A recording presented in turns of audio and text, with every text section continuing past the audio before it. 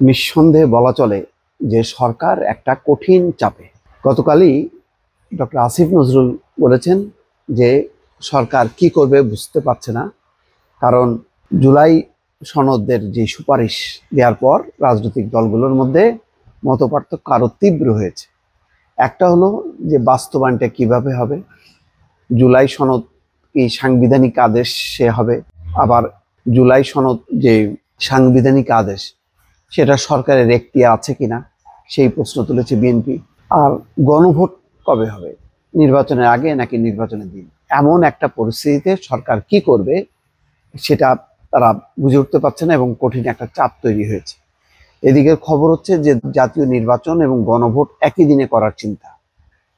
স্বাভাবিকভাবেই যদি নভেম্বর মাস চিন্তা করা হয়, এই নভেম্বর মাস আর ডিসেম্বর জানুয়ারি এই 3টা মাস আছে হাতে, এই সময়ের মধ্যে গণভোটকে কেন্দ্র করে যে পরিস্থিতি তৈরি হবে, তারপরে আবার জাতীয় নির্বাচন, গণভোটের নিয়ে যেহেতু একটা দ্বিধা বিভক্তি একটি অবস্থা, কোনো পক্ষে মানছে না, তাহলে সেই বিরোধ শেষ করতে করতে বা সেই নির্বাচনের দিন ঠিক করতে করতে আবার জাতীয় নির্বাচন, কোন নির্বাচন নিয়ে সরকার সর্বোচ্চ প্রস্তুতি নেবে, 2টা নির্বাচনের মতন যে আইন শৃঙ্খলা সহ সার্বিক প্রস্তুতি নেওয়া, খরচ সব মিলায় সরকার একেবারেই রীতিমতো বলা যায় লেজে গোবরে অবস্থা।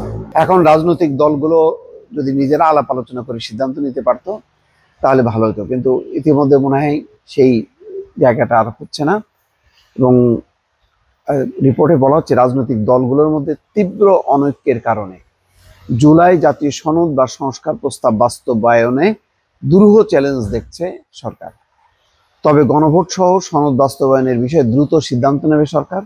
এই ক্ষেত্রে অন্তর্বর্তী সরকার জাতীয় নির্বাচনের দিন একই সঙ্গে গণভোট করার বিষয়েও গভীরভাবে চিন্তা করছে, তবে এই বিষয়ে এখনো সিদ্ধান্ত হয়নি।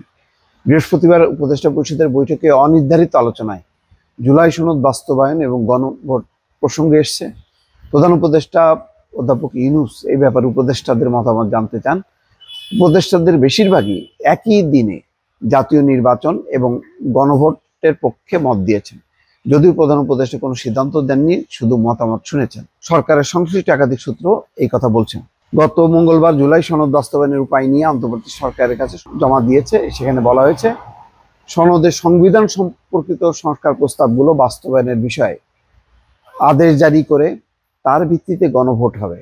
এখানেই ঝামেলা, যে এই যে আদেশ জারি হবে, সাংবিধানিক আদেশ জারি করে, এই আদেশ জারিটা কে করবে?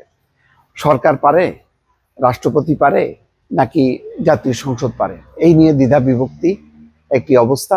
এর বৈধতা নিয়ে চ্যালেঞ্জ জানাচ্ছে বিএনপি, এবং বিএনপি সিদ্ধান্ত নিয়েছে যে নির্বাচনের আগে গণভোট না, অর্থাৎ নির্বাচনের দিন হলে তাদের আপত্তি নেই, আর জুলাই সনদের যেই বাস্তবায়নের বিষয়টি সেটি নির্বাচিত জাতীয় সংসদ করবে। কিন্তু এই অবস্থানের একেবারে বিপরীত অবস্থানে রয়েছে জামাত, এনসিপি সহ আরো কয়েকটি রাজনৈতিক দল। ফলে রাজনৈতিক বিভক্তি একেবারে পরিষ্কার রূপ নিয়েছে। ফলে একটা বেশ জটিল এবং কঠিন অবস্থার দিকে দর্শক এই মুহূর্তে এগোচ্ছে দেশ।